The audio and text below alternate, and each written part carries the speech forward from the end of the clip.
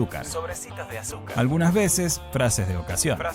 Otras, Bueno, la columna de hoy se titula La política del desvío. ajá, Bueno, estos días hemos visto otra vez el debate público se llenó de ruido, tenemos versiones, acusaciones, discusiones sobre funcionarios, sobre bienes, sobre viajes, sobre si tal cosa fue declarada o no fue declarada. Y está bien que eso se discuta, está bien que la sociedad quiera saber o se informe si quienes gobiernan cumplen con la ley. Eso no es lo que hoy está puesto en duda en la columna titulada La política del desvío. Ok, Ahora, a donde sí. lo que a mí me genera cierta incomodidad es otra cosa. Y es que una vez más terminamos discutiendo eso, terminamos discutiendo sobre los viajes de Adorni y la esposa, y solamente discutimos sobre eso, como si el problema central de la Argentina pasara por ahí, como si el futuro del país se jugara en si Adorni tiene 2 departamentos o 3, o si un viaje estuvo bien o estuvo mal justificado. Y creo yo que lo importante termina quedando en un segundo plano. Porque mientras nos pasamos días enteros discutiendo estos temas, mientras estos temas están en agenda una semana, dejamos de discutir algunas cosas más profundas, como por ejemplo el modelo económico, como por ejemplo el rumbo del país, el lugar que le damos a la educación, el futuro de los jóvenes, el tipo de sociedad que está construyendo este gobierno. Ujú. Entonces a mí me aparece esta pregunta que la tengo hace bastante tiempo, y es ¿por qué siempre terminamos hablando de lo mismo? ¿Por qué la discusión pública en Argentina se vuelve una y otra vez superficial, casi anecdótica, diría yo? Y la verdad que estoy cansado, estoy un poco cansado de esto. Bueno, Quiero manifestarle al presidente que estoy cansado. bien, Renunció Karina Milei. Claro, en este Ok. momento. sí, lo sospeché, es que seguro debe estar escuchando. Sí, sí. Seguro debe estar escuchando. Y también surge otra pregunta que es, ¿qué pasa cuando la política se convierte en esto? Cuando lo único que se discute es estas banalidades, pero que se entienda, ¿no? Banalidades, obviamente que está mal, la corrupción y demás, eso no es lo que está en tela de juicio, pero como yo titulé la columna La política del desvío, estas cosas terminan desviando lo que nosotros sí deberíamos estar debatiendo. Entonces, para mí ahí empieza el problema, ¿no? No es el escándalo en sí, sino quizá el efecto que produce, en cómo se corre el eje del debate público, en cómo terminamos discutiendo quizás estas cosas, y bueno, desde ahí, desde esa incomodidad es que voy a encarar la columna de hoy. Ujú. Y a partir de ahí sí empezar a hacer un análisis un poco más profundo, dejando de lado a la esposa de Adorni. Y hay algo que me viene pasando con el gobierno de Javier Milei desde hace un tiempo, y es que mi incomodidad ya no es solamente económica, también es política, y quizás es sobre todo política. Porque para ser justos, uno podría empezar por los números. Podría decir que la inflación ha bajado de manera abrupta. El último dato que tenemos ronda el 2,9% mensual. El 2.9 exactamente. Y el último mes previo al cambio de gobierno, es decir, el último mes de Alberto Fernández, estábamos cerca del 25% mensual. Entonces, me parece Sí. que ahí tenemos un dato contundente, Sí. un dato real. Ok. También podríamos decir que hay sectores de la economía que están creciendo, como lo puede ser el agro, la energía, el sistema financiero, sectores que efectivamente han empujado algunos indicadores hacia arriba. Ujú. Ahora, el problema aparece cuando... 4 y moneditas el PIB global del año pasado. Bien, Para arriba. bien. Ahora, el problema me parece que aparece cuando empezamos a ver la película completa, ¿no? Porque esa mejora que vemos en algunos sectores no es homogénea.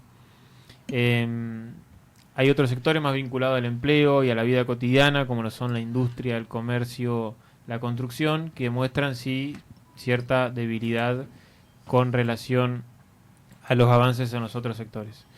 Entonces, lo que tenemos hasta ahora, en estos 3 años de gobierno, un poco menos, Ujú.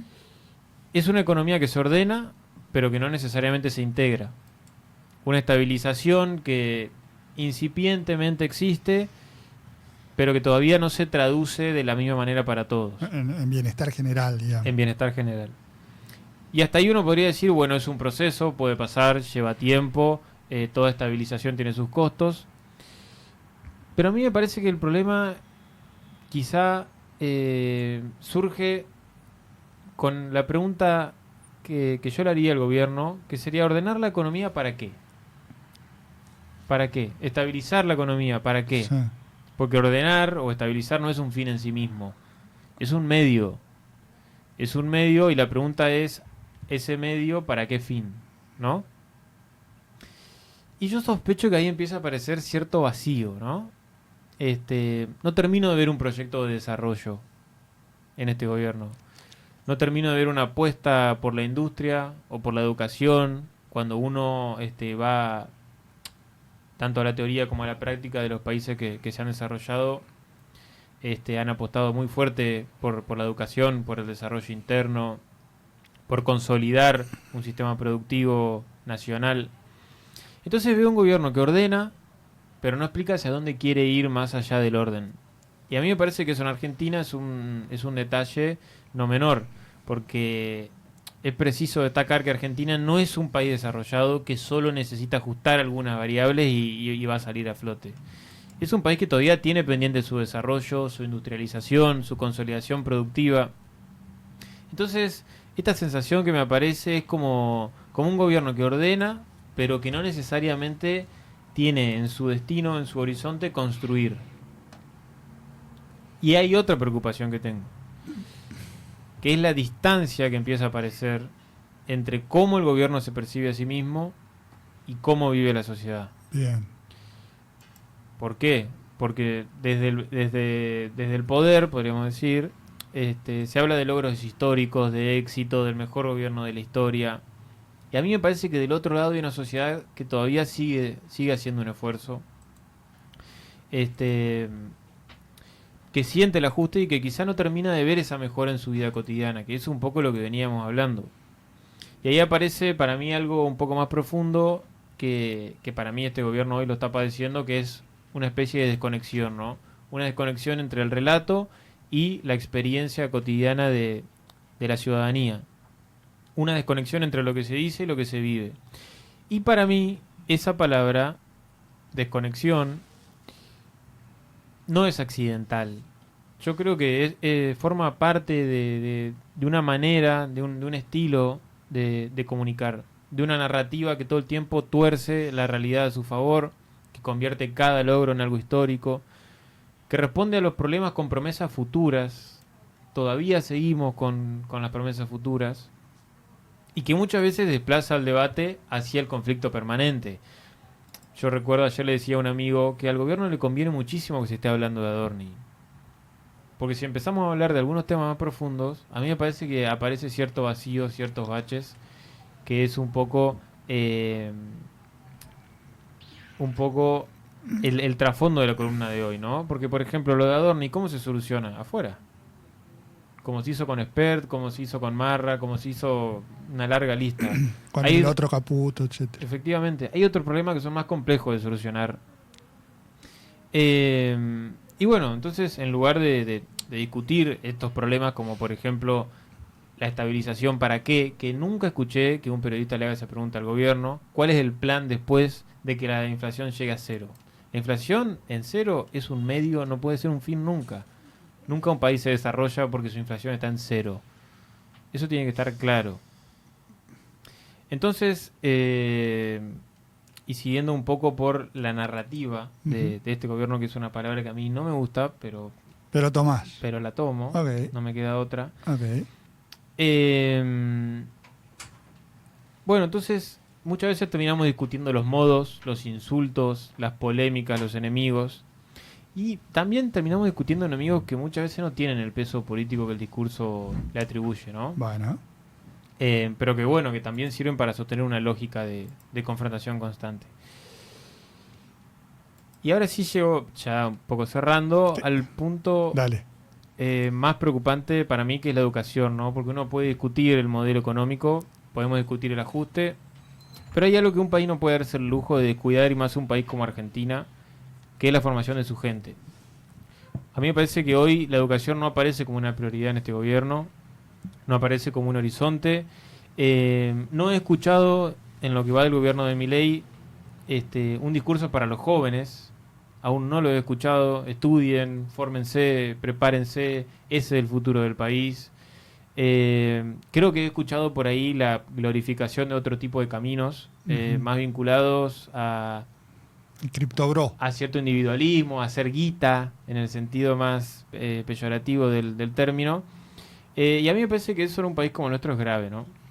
Creo que la educación es una de las pocas herramientas que puede permitir que alguien cambie su destino. Ujú. Y bueno, creo que se está perdiendo esa posibilidad de cambiar el destino y al mismo tiempo de construir un futuro. Y bueno, quiero cerrar diciendo que no solamente es lo que está pasando hoy, ¿no? Que también es por lo que puede pasar mañana, porque un país puede tener crisis económica como la nuestra, puede ajustarse, puede ordenarse, pero si en ese proceso se pierde de vista la educación, los jóvenes, el desarrollo, lo que está en juego ya no es tanto un modelo económico o los departamentos de Adorni. Me parece que es algo mucho más importante. Emiliano Jatib con sus sobrecitos de azúcar, que prometió un análisis coyuntural y se puso idealista también. Muchas gracias. Vamos al info.